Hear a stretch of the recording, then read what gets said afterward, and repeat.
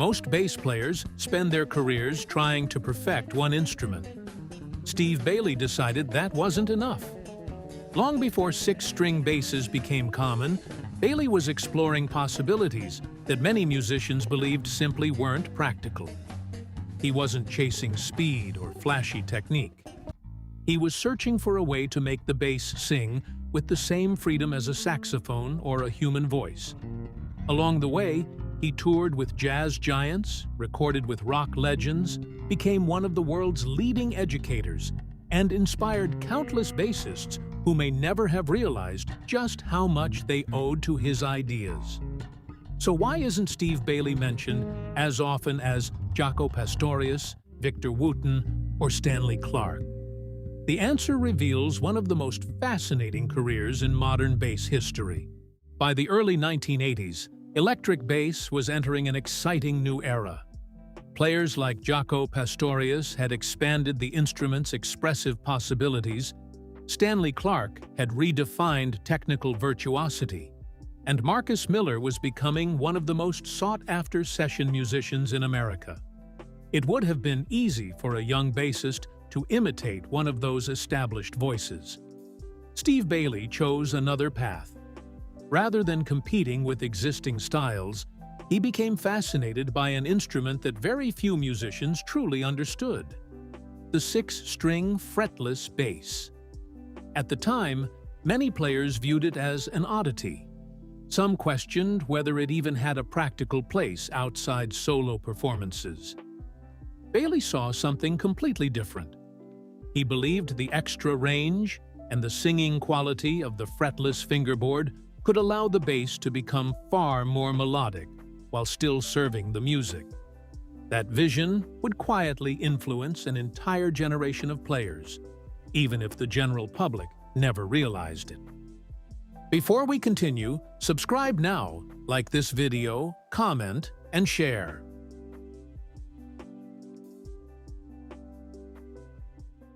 Steve Berklee grew up in the coastal communities of the Carolinas, where life revolved as much around the ocean as it did around music. Surfing was one of his greatest passions during his teenage years, but another passion soon began demanding even more of his time. He picked up the bass at the age of 12, inspired after hearing Chick Corea's Light as a Feather. Soon afterward, recordings by Stanley Clarke and Jaco Pastorius completely changed the way he viewed the instrument. Rather than simply learning songs, Berklee became fascinated by tone, phrasing, and musical expression. Then, an unexpected accident changed everything. One day, he accidentally ran over his fretted bass with his own Toyota. Instead of replacing it with another fretted instrument, he decided to buy a fretless bass instead. What could have been an unfortunate mistake became one of the defining moments of his musical life. The absence of frets forced him to rely entirely on his ears. Every note demanded precision. Every phrase required complete control of pitch. Those early years became an intensive training ground that would eventually distinguish him from nearly every other bassist of his generation. Unlike many musicians who find success through a single breakthrough performance, Berklee's career developed through years of disciplined preparation.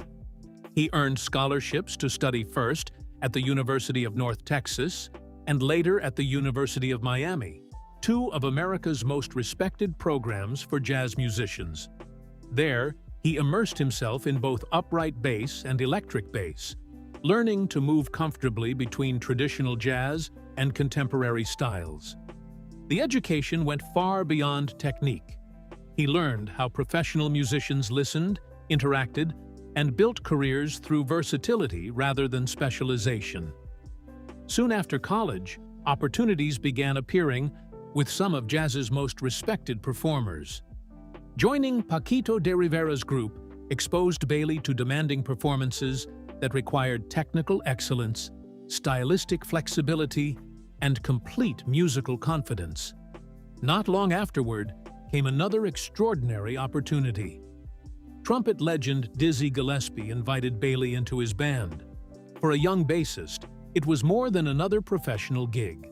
It meant performing alongside one of the architects of bebop, a musician whose influence stretched across generations of jazz history. Those years on the road became Berklee's real graduate school. Night after night, he refined not only his playing but also his understanding of how great musicians communicate on stage, respond to each other in real time, and make every performance feel alive. By the time the broader bass community began noticing Steve Berklee, decades of preparation had already shaped the artist he was becoming. By the late 1980s, Steve Berklee had already built a reputation among musicians who understood what he was doing. But recognition inside the music community and worldwide fame are two very different things. Berklee was not trying to become a celebrity. His focus remained on expanding the musical possibilities of the bass. That dedication eventually caught the attention of musicians looking for something beyond traditional playing. One of the most important moments of his career came when he began working with fellow bassist Victor Wooten. The two musicians shared a similar curiosity. They wanted to treat the bass not just as a rhythm instrument, but as a complete musical voice. Their collaboration led to the creation of Bass Extremes, a project designed to showcase what electric bass could become when technical ability, composition, and creativity came together. For many bass players, the project was an important discovery. It showed that two very different approaches to the instrument could exist side by side. Wooten brought his innovative thumb technique, rhythmic complexity, and modern approach. Berklee brought the expressive possibilities of the fretless six-string bass, combining the warmth of a voice-like instrument with the harmonic range of a guitar. Together, they created something that was not about competition between musicians. It was about expanding the conversation around the bass. The project helped introduce Berklee to a new generation of players who had never heard the instrument used in that way before. Steve Berklee's career has always been connected to musicians who valued creativity over commercial formulas. Throughout his career, he worked with artists from different musical worlds, proving that the bass could adapt to almost any environment. One of the most significant chapters came through his work with Jethro Tull. Berklee performed on the album A Little Light Music, a live recording released in 1992 that captured the legendary progressive rock band's acoustic-oriented performances. Playing alongside musicians with such a distinctive identity required sensitivity. Jethro Tull's music was built around complex arrangements, unusual rhythms, and the unmistakable flute playing of Ian Anderson. Berklee's role was not simply to demonstrate technique, it was to serve the songs. This became one of the defining characteristics of his career. While many virtuoso musicians are recognized for their ability to stand out, Berklee's greatest strength was knowing when his creativity should support the music and when it should open new possibilities. His versatility also led him to perform with artists from jazz, rock, country, and fusion backgrounds. He recorded and performed with musicians such as Willie Nelson, Billy Sheehan, Dweezil Zappa, and many others. These collaborations reveal an important part of Berklee's musical personality. He was never limited to one genre. The same bassist who could explore advanced harmonic ideas in a jazz setting could also adapt to the storytelling nature of country music or the intensity of rock. For professional musicians, that ability represents one of the highest levels of musicianship. The first thing many musicians notice about Steve Berklee's playing is not speed. It is the voice of the instrument. The fretless bass has always carried a unique challenge. Without frets to guide the player's fingers, every note depends on precision, control, and a highly developed ear. For Berklee, that challenge became an opportunity. He approached the fretless bass almost like a vocalist approaches a melody. Notes could slide naturally into each other. Phrases could breathe. The instrument could express emotion in ways that many listeners never expected from a bass. But what truly separated Berklee was not only the fact that he played a 6-string fretless bass. Many musicians have experimented with extended-range instruments. The difference was how naturally he integrated those possibilities into musical situations. His approach combined the melodic thinking of jazz with the power and physical presence of electric bass. Instead of making the instrument sound complicated, he made it sound musical. That philosophy became especially important among younger bassists who were searching for a way to develop technique without losing expression. Berklee demonstrated that advanced playing did not have to mean sacrificing emotion. Behind Steve Berklee's career are several moments that reveal his personality as much as his musicianship. One of the most interesting aspects of his journey is that he never followed the traditional path of chasing mainstream fame. Even after earning respect from some of the greatest musicians in the world, he remained deeply connected to education. For Berklee, teaching was not a secondary activity. It became one of his greatest contributions. His relationship with Berklee College of Music became a major part of his legacy. As chair of the bass department, Berklee helped shape the next generation of bass players, bringing decades of professional experience into the classroom. Many musicians know him not only because of his recordings, but because they studied his concepts, attended his clinics, or learned from his instructional materials. Another important part of his story is his commitment to the 6-string fretless bass. At a time when many players were moving toward more commercially familiar approaches, Berklee continued exploring an instrument that required patience and dedication. He proved that innovation does not always come from creating something completely new.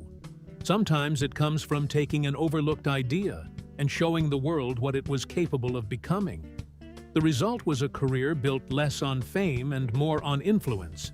And among bass players, influence is often the measure that lasts the longest.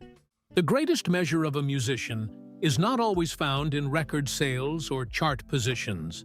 For many artists, the true legacy appears in the players who come afterward, the musicians who hear something different, rethink their approach, and begin searching for their own voice. That is where Steve Berklee's influence becomes especially important.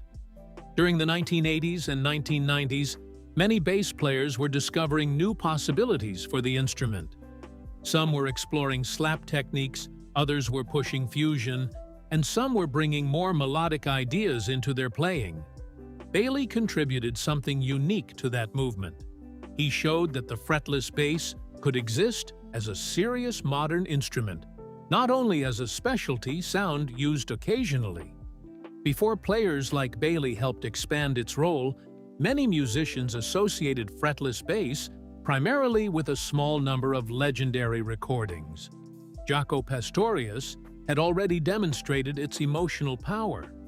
Steve Berklee continued that tradition but brought a different perspective, especially through the extended range of the 6-string fretless bass. His work encouraged bassists to think beyond traditional roles. The bass did not have to remain only the foundation underneath the harmony. It could also carry melodies, explore complex musical ideas, and communicate emotion in the same way as other lead instruments. This philosophy influenced countless musicians who later explored extended-range basses, fretless instruments, and more expressive approaches to playing. His influence can also be felt through his educational work. Thousands of students who studied at Berklee or attended his clinics carried those ideas into their own careers. Some became performers, others became teachers. Many simply became better musicians because they learned to listen differently. That may be one of Berklee's most important contributions. He did not only teach people how to play more notes, he taught them how to make the bass say something meaningful. In popular music history, some musicians become remembered because their faces appear everywhere. Their names are attached to famous albums, television appearances, and moments recognized by millions. Steve Berklee followed a different path. His importance has always been easier to recognize among musicians than among the general public. But within the bass community, his reputation is extraordinary. He became one of the players that other musicians studied. One of the reasons for that respect is his consistency. Throughout his career, Berklee never abandoned his original curiosity.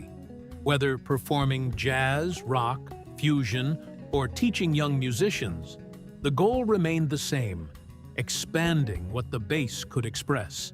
His partnership with Victor Wooten through Bass Extremes introduced new audiences to advanced bass playing.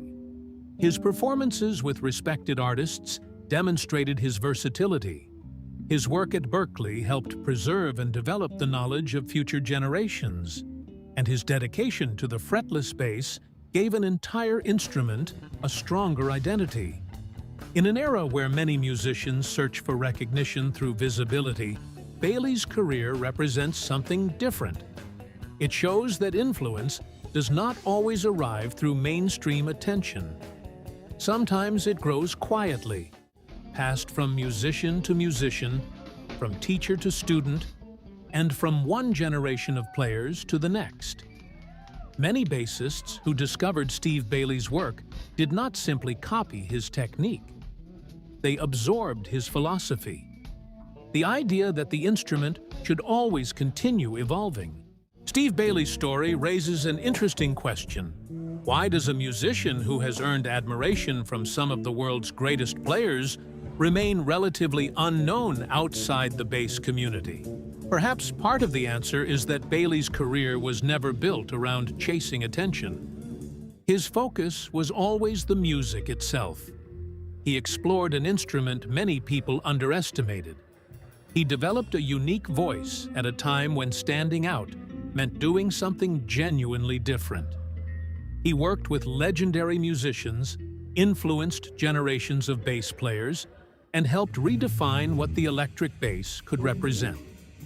But perhaps the most important part of his story is not the number of techniques he mastered or the number of famous musicians he performed with. It is the idea behind everything he created. The bass is not limited by tradition. It can be powerful and subtle. It can support and lead. It can create rhythm, harmony, and melody at the same time.